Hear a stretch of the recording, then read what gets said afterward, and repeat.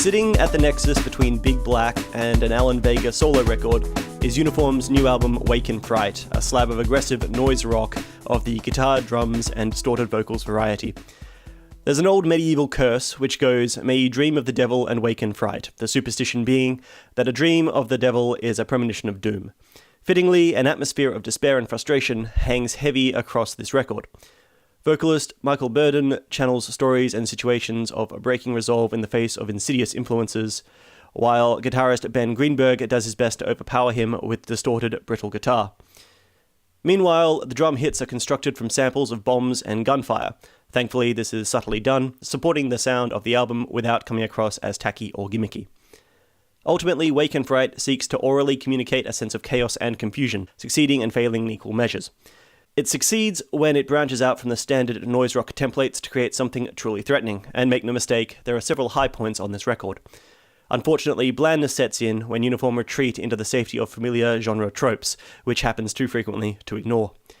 Considering recent events, it's tempting to see Wake in Fright through the filter of global political insecurity and turmoil.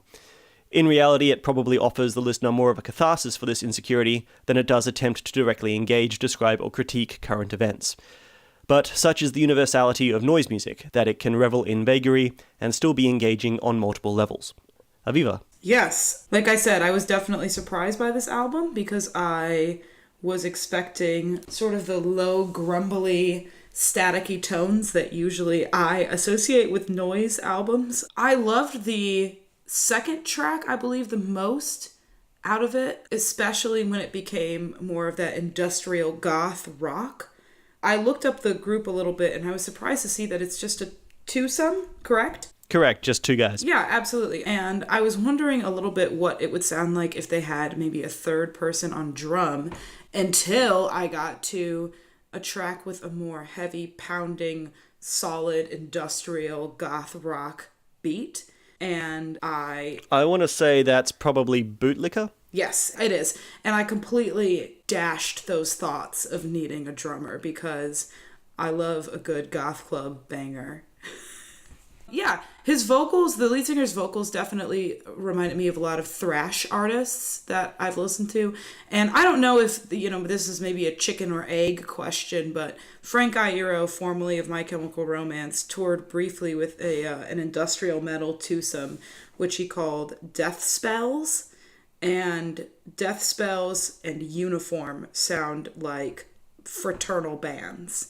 Yeah, it ended up being a lot more familiar to things that I've listened to than I expected it to be. Yeah, I mean, it's not quite in the power noise genre, but it definitely pulls influences from it.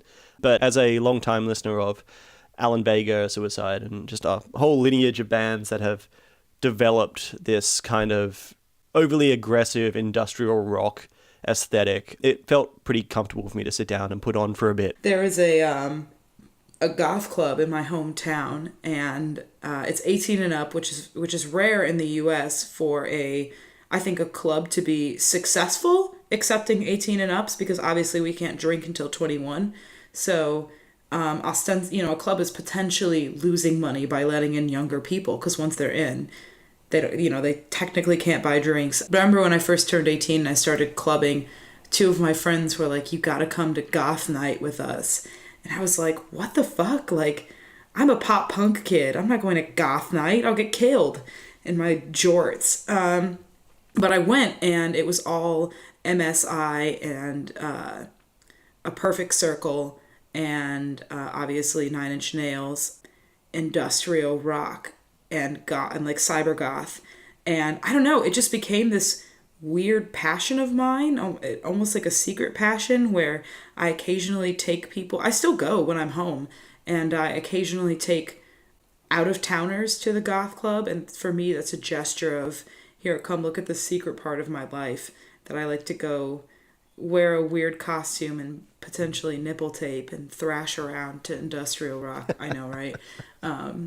So, I don't know, it's like definitely a genre that's weirdly dear to me. It's interesting. I don't really see Uniform as... I can see why they fit that. Again, it's that kind of Alan Vega connection, which kind of sits inside that zone. But, Uniform are really more of a band I would expect to see, based on this album, down at a grunge pub. Yeah, I probably wouldn't hear them at this particular club, but it was a familiar Yeah. sound to me, which is all I'm saying, and I appreciated that. I don't know. For me, I think that that goth sound that you're talking about, or that industrial dance kind of thing that you're talking about, I think that those are the tracks in this album that kind of do the least for me, because there's definitely like a comfort element there. Yeah, between you and me, that's sort of our divide, whereas I tend to go for the more danceable tracks, and I was definitely not trying to downgrade what you were saying, but I have noticed that just between the two of us, you tend to analyze the tracks for their musical intricacies, which obviously I hear and appreciate,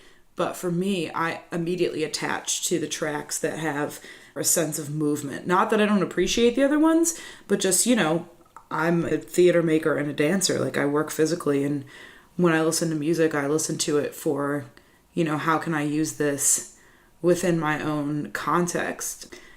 And definitely, I wouldn't call this album easy listening. So it's not like I can say, yeah, I'd dance to the track Bootlicker and I'd relax to the track The Killing of America. Like,